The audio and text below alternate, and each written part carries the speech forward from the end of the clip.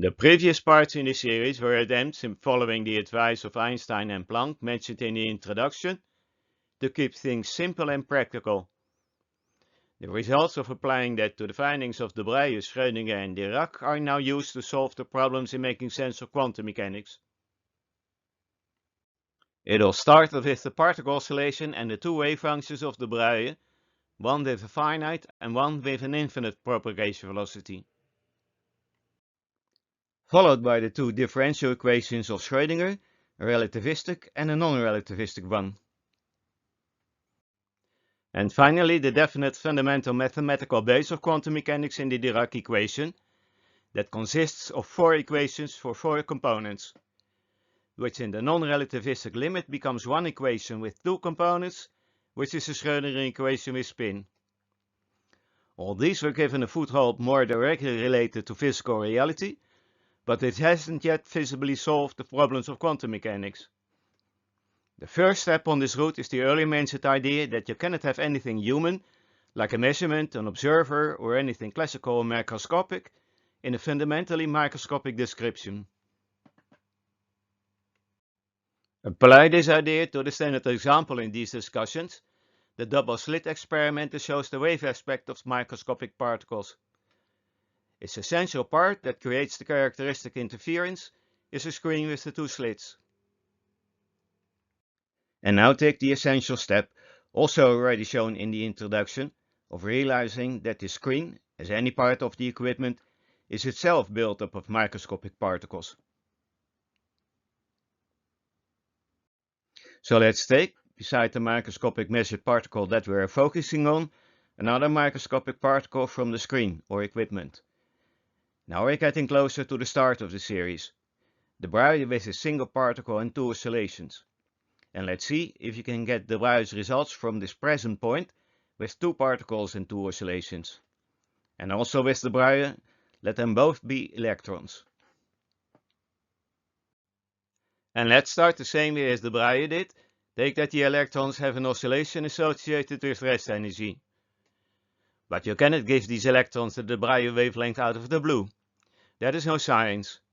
And we don't want to use this intricate derivation, but something simpler. And you cannot use different observer systems, because these are macroscopic. Yet we must get to something wave-like with the electrons, in order to get any interference at all. Fortunately, we already know about the relation between electron and something wave-like from the Compton effect. The Compton effect is that gamma-range photons are scattered by electrons, and in interacting with waves, it looks like the electrons are also doing something wave-like. And it turns out that this is the photon wavelength at which the scattering is the strongest, the resonance wavelength. So that this is the wavelength at which the electron does something wave-like the strongest. So let's take that as the second step in our simplistic approach. Give the electrons the Compton wavelength, resulting in a phase field as shown. But how do you get to this, the Broglie wavelength? What about dividing the two to check by what factor thereof? Here's the obvious result, and here again we have the Doppler effect that we already have seen working when discussing the Broglie wavelength relation. So back to the Broglie's model, but now not having one, but two particles, one of which is the measured or moving particle, and the other the stationary one from the equipment, giving the phase fields as shown, with some kind of interference happening along the connecting line. Here's this interference in more detail. If one were to apply Lorentz transformation, one would get a similar result, because the quadratic relativistic effect is negligible compared to the linear Doppler one. Now if one could simply apply the shift due to the Doppler term to the wavelength, one would get the same result as the Broglie did. So our route is similar to that of the Broglie, but there are differences. He also uses the interference of two wave functions, but one of his has an infinite velocity, resulting in a superluminal velocity for his interference function. And another thing is that he uses one particle instead of two, making it unsuitable for describing an interaction, because for that one obviously needs two particles. However, our approach also has a number of problems. First of all, do this with expressions using sines or cosines, and for the shift you do not get the factor v over c, but v over 2c, because of the rules of addition of sines and cosines.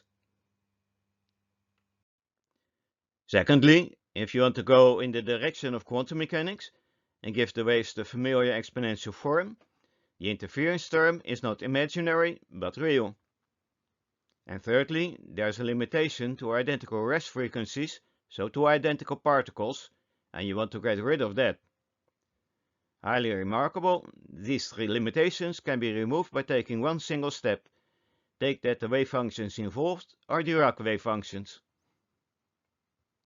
First of all, the interference function being real. Like for the massless one, general solution of the massive Dirac equation also have the Pauli spin matrices in their phases and or amplitudes. And when you add two of these, you do not get an interference term that is real, but one with a third sigma, as the following calculation example shows. This slide is the first part of the derivation. And here is its conclusion. This result need not be a surprise. The addition of two functions with imaginary phases results in a multiplication of I by I, which is a rotation towards the real axis.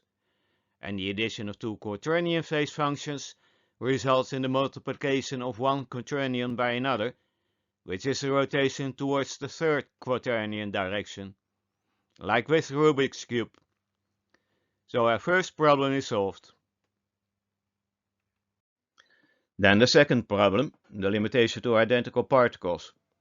You can get rid of that if you take that the wave function that does the interfering is not a wave function of the second particle, but a wave function of the first particle itself that is reflected back to it by the second particle.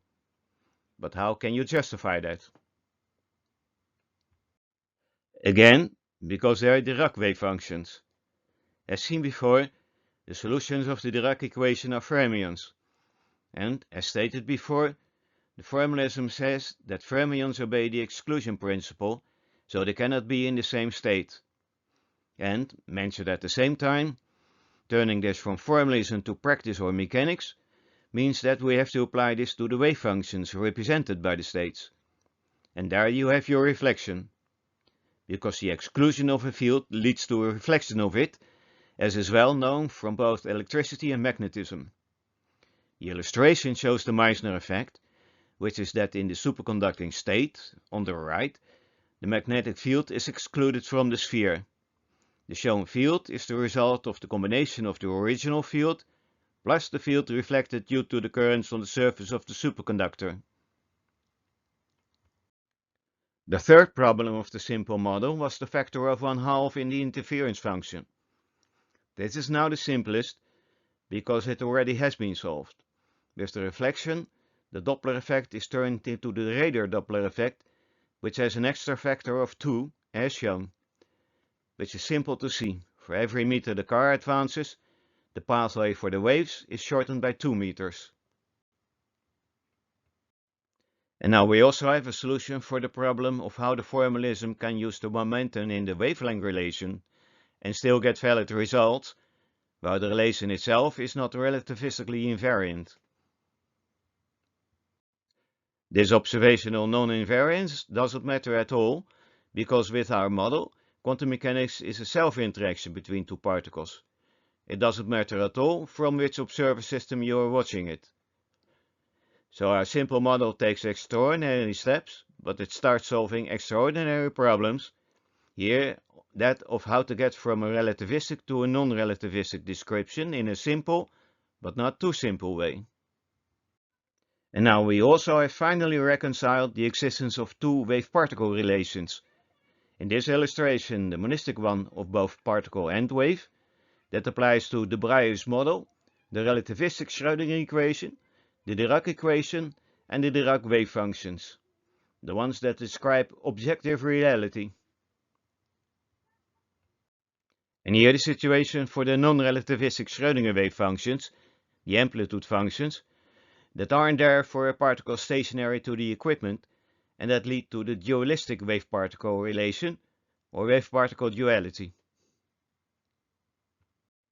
So now we have a model and mechanism for the quantum mechanical interaction between two particles that corresponds to the standard formalism. And thereby, at the end of this episode, we are also prepared for the process of measurement, which will be turned from some abstract process in an abstract state space into the interaction of the microscopic measured system with the multitude of microscopic systems in the measuring equipment.